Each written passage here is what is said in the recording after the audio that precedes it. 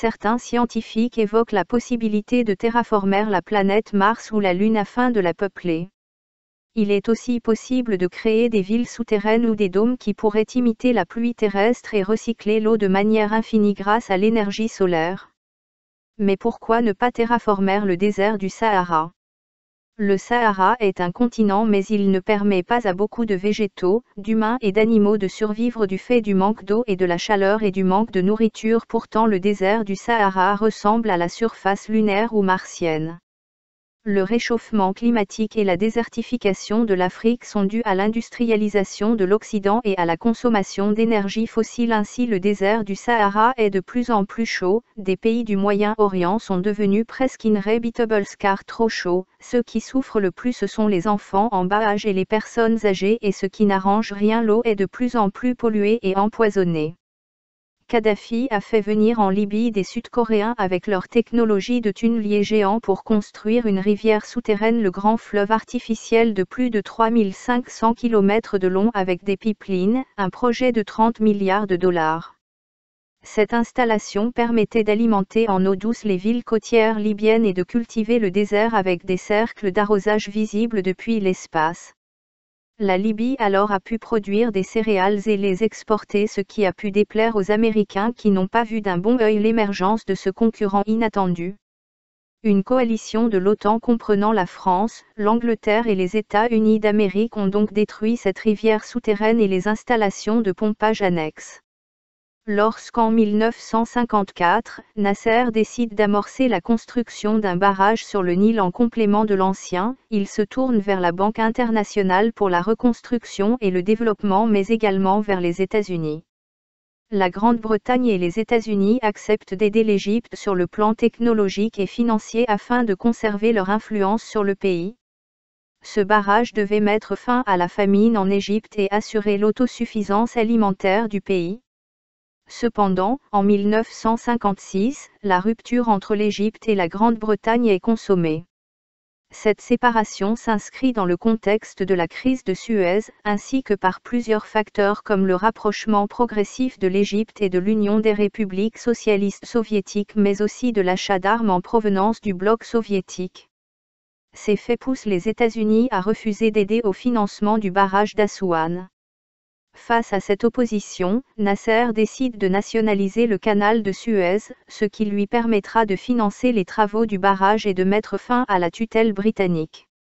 Le barrage d'Assuan a été présenté par Nasser comme un monument important qui serait source de fierté pour l'Égypte, au même titre que les bâtiments pharaoniques. Nasser a mené une politique d'indépendance mais aussi de renforcement du nationalisme égyptien. L'inscription de grands projets comme le barrage d'Assuan dans le passé pharaonique du pays atteste de cette volonté de faire de l'Égypte un État spécifique au passé glorieux. Toutefois, la construction du barrage a sans doute entériné la séparation de l'Égypte et du Soudan, précipitant son indépendance. Le barrage a alors formé une sorte de barrière entre les deux pays, le Soudan en amont et l'Égypte en aval. En dépit du souhait de Nasser, de ce point de vue-là, l'Égypte s'est trouvée affaiblie sur le plan géopolitique puisque l'amont du Nil se situe au Soudan. L'Arabie a construit des usines de dessalement d'eau de mer mais utilise des technologies polluantes et coûteuses pour faire des cadeaux à l'Occident au lieu d'utiliser simplement la chaleur ambiante et l'énergie solaire pour l'évaporation naturelle de l'eau. Désormais aussi l'Arabie a des cultures irriguées.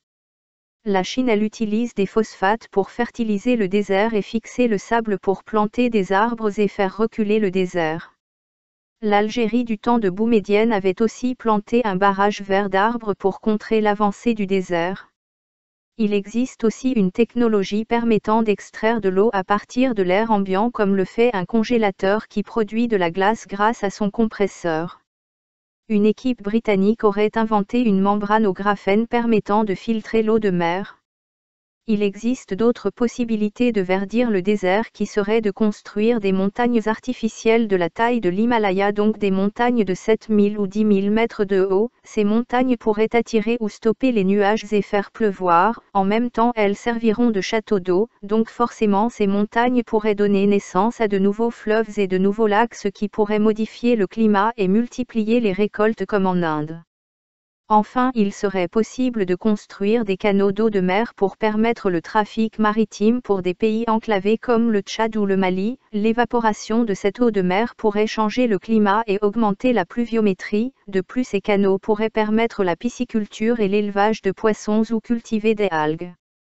Une autre possibilité serait de détourner le Niger par exemple ou le lac Victoria ou le lac Tchad grâce à des tunneliers. Des fleuves souterrains pourraient permettre au Sahara de développer des cultures irriguées. Des tunneliers nucléaires creusent des tunnels avec un puissant faisceau d'énergie.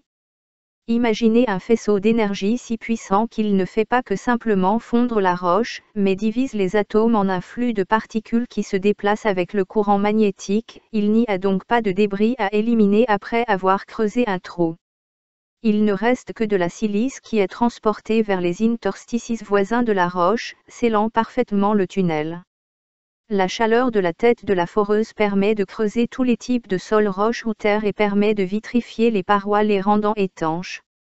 Selon certains théoriciens, les Américains ont creusé de vastes réseaux sous terre pour mettre à l'abri leurs sous-marins. Sous la mer et sous terre, ils ont creusé des canaux permettant à leurs sous-marins de rejoindre de grands lacs américains comme Chena Lake par exemple. Ainsi, ils ont aussi construit des bases sous-marines et des bases souterraines mettant aussi leurs armes de destruction massive à l'abri de toute invasion étrangère en cas de guerre par exemple avec la Russie ou la Chine.